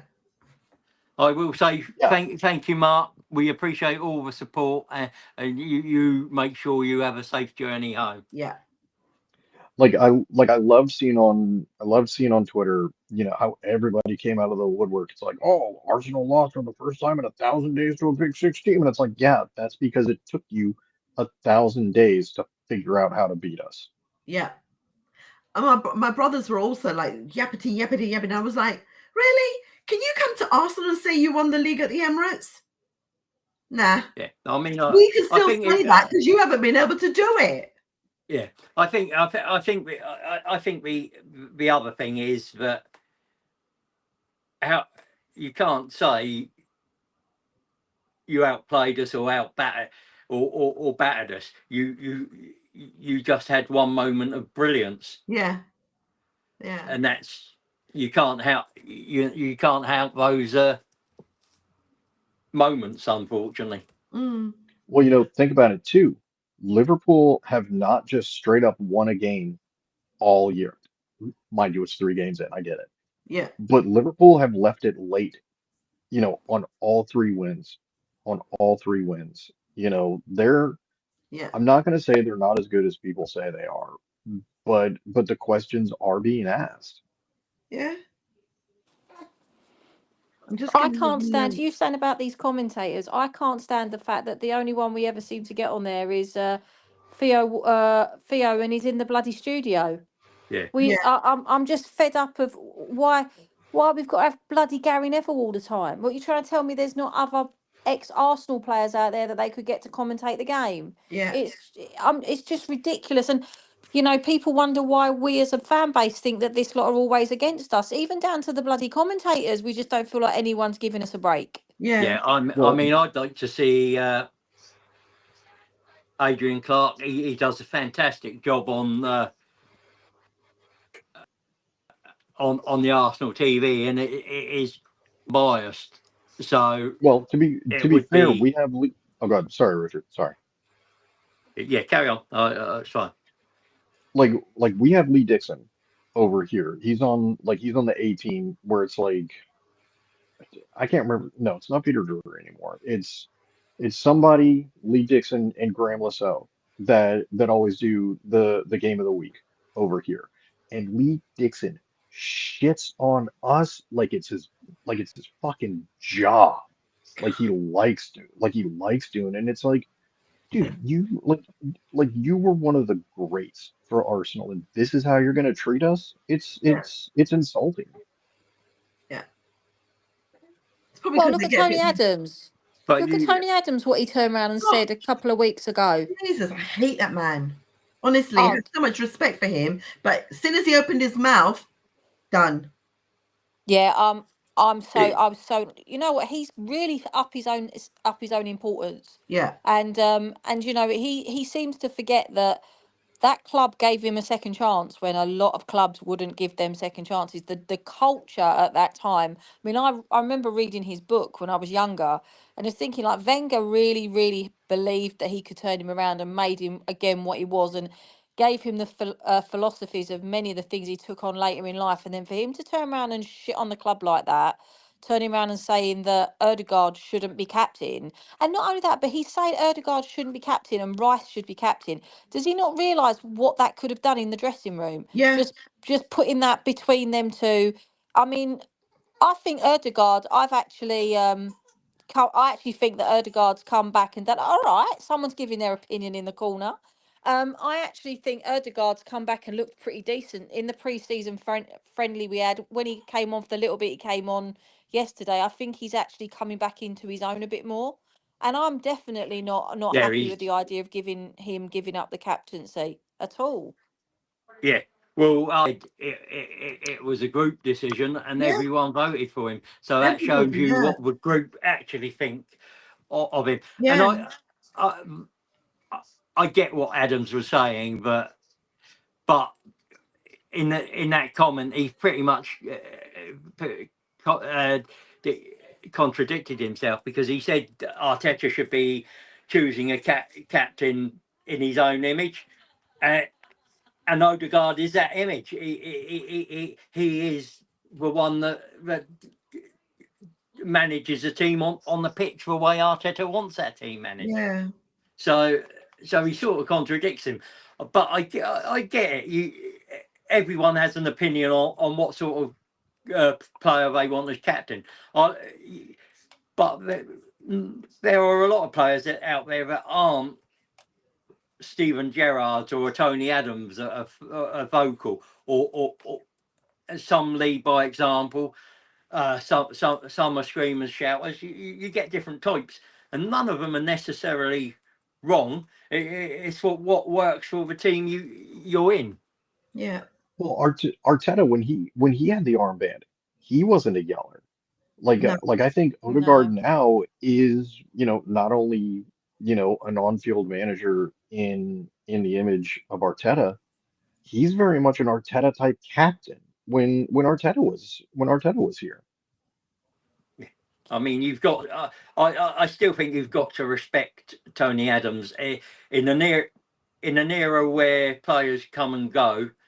19 years. He goes to prison. He beats alcoholism, and he still comes back and lifts trophies and titles for Arsenal. You still have to give him respect for that. He's just not. It's hard. It's hard when you've given your all to a club to see, and you have an opinion, but you've also got to, I think, give you think about what you say. I don't think and a lot of commentators and pundits are like it. They're asked the question and they don't think about the position they're in, and they give an answer from the heart. But the problem I've got with that whole situation is that Arsenal is a club that is steeped in history. They value themselves as being a family club. They value themselves as having class. Henri said it, you know, like that video where he sends that message to Eze. You saw Eze's face. It was like he was that small boy again meeting his hero. And a lot of these players that go on and play for these clubs, they're playing for the club that they've loved since they were children, or the players they've looked up to. Can you imagine? I mean, Tony Adams, I agree with 100% of what you saying about the that he was an Arsenal. But what upset me with that whole scenario was he talked a lot about mental health. He talked a lot about his own mental health when he was struggling. Odegaard, you've only got to look in his face with that injury.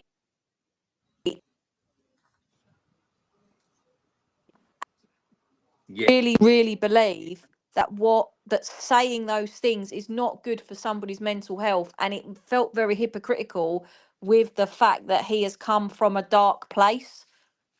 Yeah, I get that, and I mean, I think I've seen we've had worse. Stuart Robson was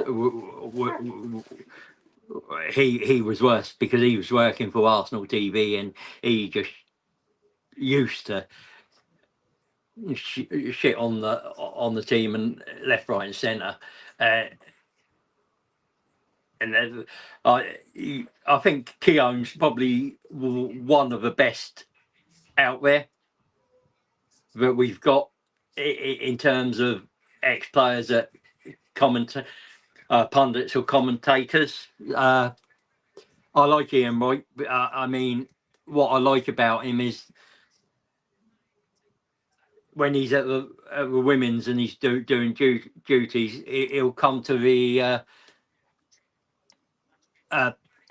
go to the Tollington and for a meal and a drink before doing his duties, and he will, even though he's trying to get some a meal and drinking and get a bit of before a match, he will still and have time for the fans, and that's Mark Gahey is set to stay at Crystal Palace. They haven't been able to get a deal over the line, so they didn't get that done.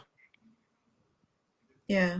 So that's probably so that means that they're like in defensive positions, but that's unlucky. I mean, you've got to feel for Mark Gahey there. He's been given the go ahead, and it was almost done, and Crystal Palace had to pull the plug because they couldn't get something done, which it's just unfortunate. Yeah. But the thing is, right, so a lot of these commentators, they don't even know what's going on in the dressing room anyway, or in the training ground, or in their sessions. So it's just like, let's just make a comment, and who gives a toss? Yeah. Aisha's saying she's going to have to stay in the chat because it keeps crashing. Thank you, Aisha. Love the fact that you've come on, tried, and you've supported us, and you're staying to support us in the chat. Really appreciate it.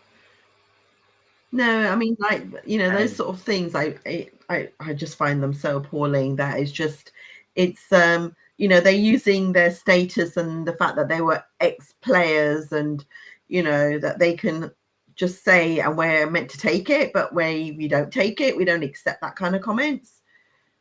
So yeah, that's so. I mean, as we're drawing, we got 15 minutes. Who would you say would be your signing of a window? Honestly, Eze. I don't know. Yeah. I mean, you know, the joy that you saw on his face, just it just put everybody else in the background. You know, having Viktor in and having, you know, all the others, all the names.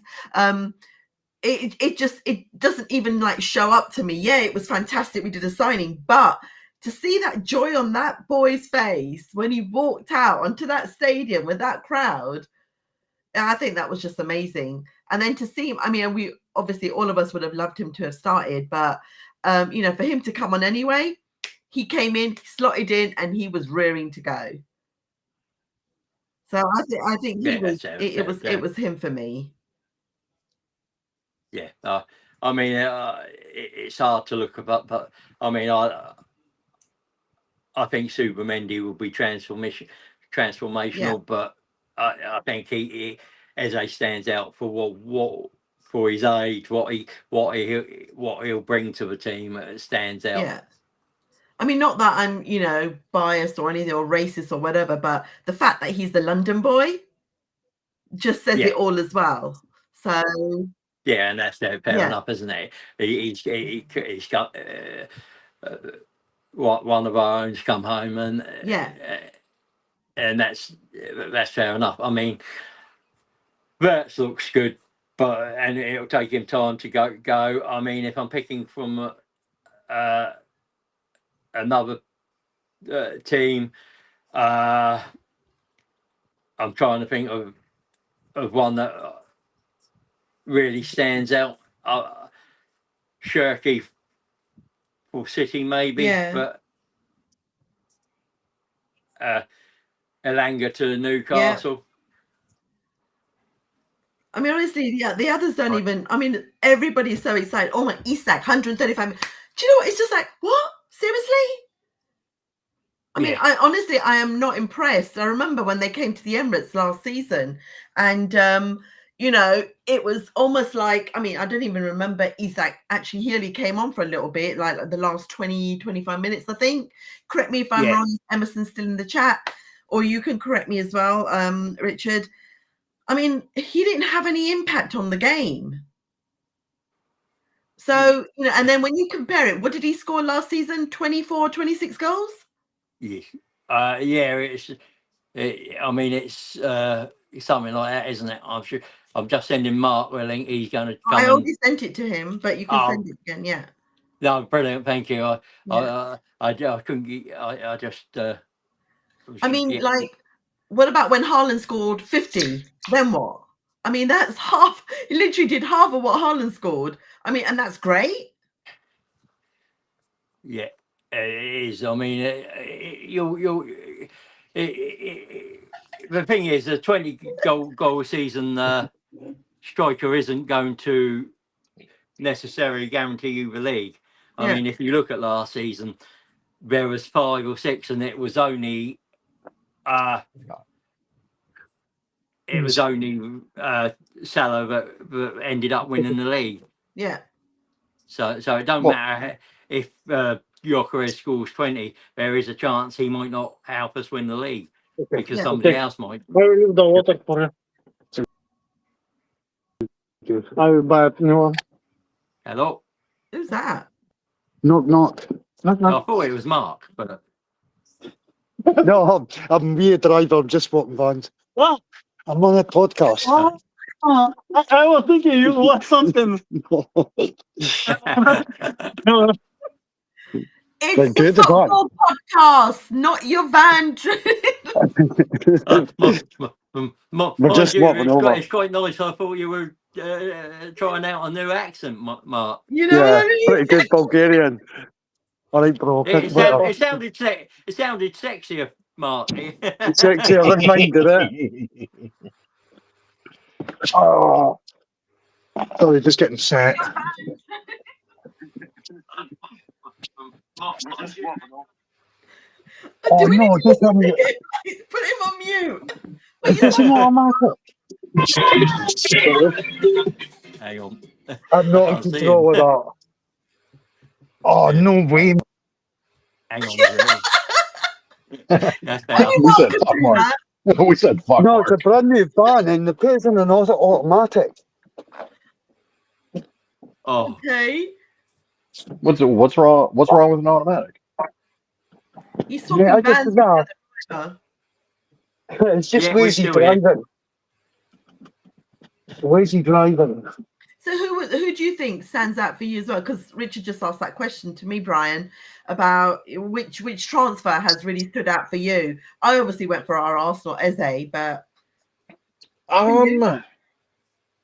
Give me 2 seconds, guys. okay. I mean, the easy answer is Gyökeres. I mean, the one that really gets my heart, and I didn't think I didn't think I was going to be as excited about it as I have been, is Eze. That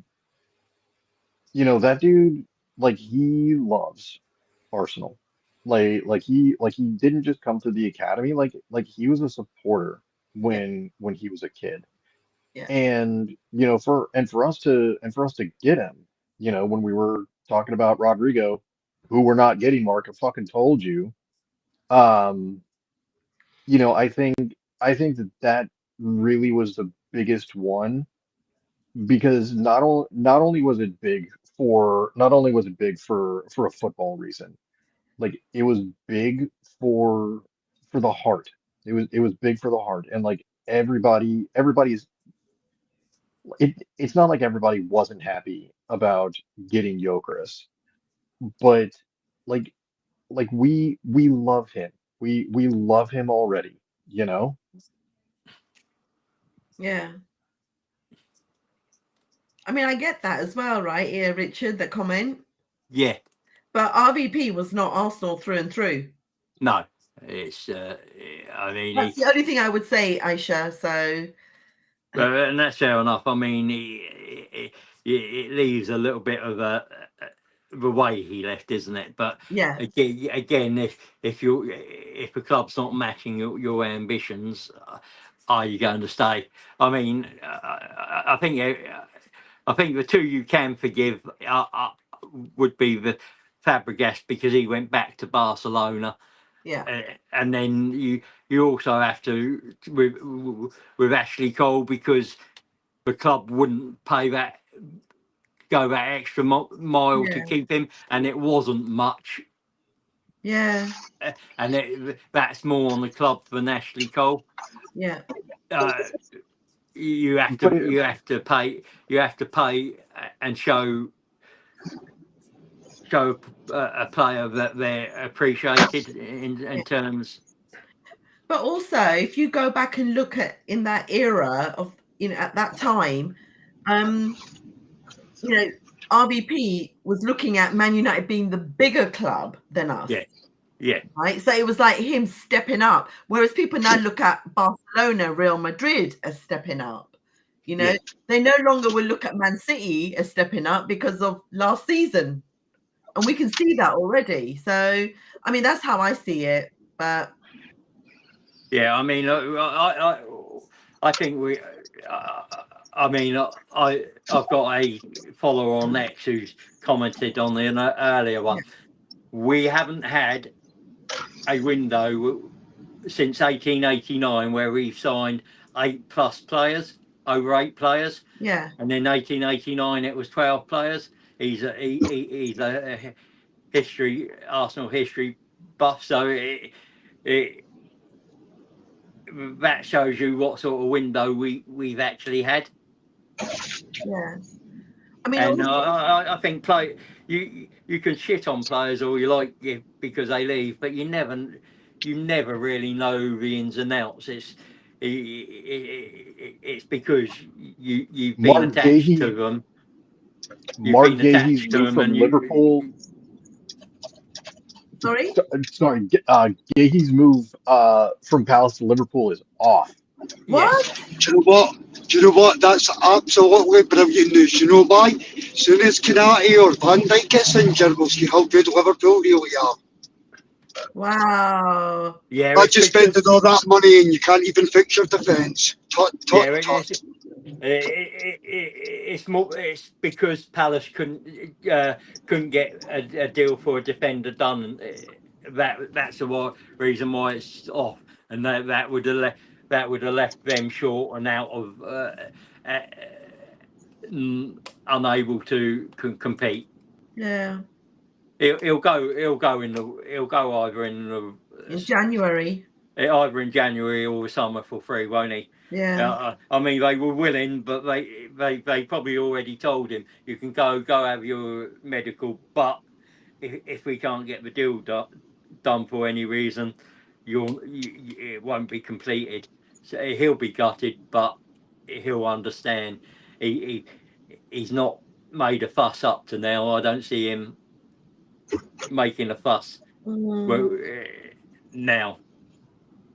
I don't think he'll leave in January, Richard, and I'll tell you why. Is that if he hands off in another 6 months, he's a free transfer. So why would he leave? Yeah. Why would he leave? Yeah, well, I get that, but it might be that he still really wants to go. It's an option. We know Hincapie was done, so that's sorted. Thank you. Oh, I should want Sergei and Watkins at Arsenal. I mean, I would have loved Ollie Watkins, honestly. Yeah, I mean, that would have been good. I mean, the problem with Gay to Arsenal is who is he going to displace? I mean,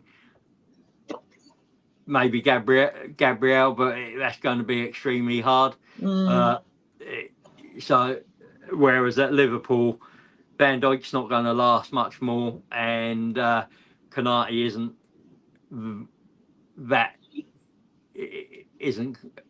is going to be off soon.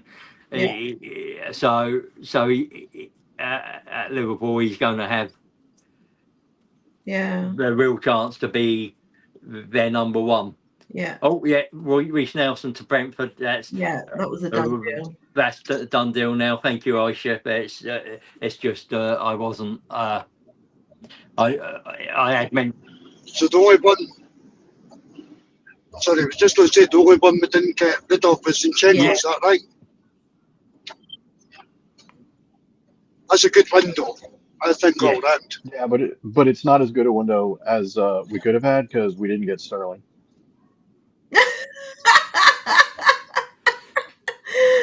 Who did he go to Fulham? Yeah, he went to Fulham. Wow, he's going through all the London clubs, isn't he? Well, yeah. Well, thank God we've had our poison and we don't have to go through it again. I said that earlier. We were talking about what would you mark the transfer window at 10. It was instantly at 10 when Sterling didn't re-sign for Arsenal. Anything on top of that was a bonus. Like, see you later, mate. What? Aisha, you love Zinchenko. Leave him alone. No. Aisha, it's exactly a year ago now that you spelt your coke all the way down your wall. He's our Ukrainian rap gods. I mean, I will say that Zinchenko is apparently really, really good in the locker room. Like, everybody likes him. Everybody thinks he's hilarious. And so he's one of those guys that brings like good vibes to the team. But as far as like getting out on our pitch, not so much. Yeah, I mean, what you've got to say is, I mean, him and his wife are damn good looking. They're a good and he is a good footballer. It's just we've outgrown him, and we've moved on from what we need in that position, unfortunately. And that happens at football clubs. You're in vogue in 1 minute, and next year you're no use to the team, and you're being moved on. Do you know what, Richard? I would actually go as far as to say, apart from Kiwior, because I didn't want Kiwior a week, but out of all the players that had to be sold, if there was one that had to remain at the club, I would pick Zinchenko. Yeah, along with Nelson, Vares, Rongas. I mean, Bernard's done a great job. just came in. He's done an amazing job, and you've got to say fair play to Arsenal. And also, it's great news. I can't wait until Liverpool get injuries in their defence. Yeah, Honestly, can't. And this one from Aisha as well. If you have never seen the video of him rapping, your life isn't complete. I've seen a few of the TikToks with these little with his kids and the wife, and they are quite wholesome, aren't they? They seem quite a wholesome family. Yeah. He's a winner as well. Honestly, I still think he can break into our side. He can still get a game. And Yeah, as I said, I mean, you've got games like Port Vale or against the you could even the easier Champions League games. You could use him to give Calafiori or Miles Lewis Skelly a break, and absolutely. And you could even put him in that left 8 position if you really wanted to. Exactly. The two cup competitions as well, Richard. You've got the Carabao Cup and the FA Cup. I mean, none wrong with him getting game time there and like really taking the minutes off of these players, and that's the point of having a squad. So I'm not like devastated that I'm not devastated that he's still at the football club. I'm like Zinchenko's all right. He's all right. So we've done. I just think we have had a brilliant window and fair play. Yeah, I think it's been a brilliant window. Yeah. And that was the next one from Malaysia. So we're just over. So we're at 8 o'clock. So I'm going to call it there. We know most of it's done. I want to thank the chat and the people in the chat and the people who've come on and helped me in this last session and overall during the day. Brilliant having you on with us. And until the next time, stay safe, enjoy family and friends, and we'll catch you on the flip side. Thank you for hosting, Richard. No, thank you. Up the fucking Arsenal. Come on, you Gooners. Thanks, mate.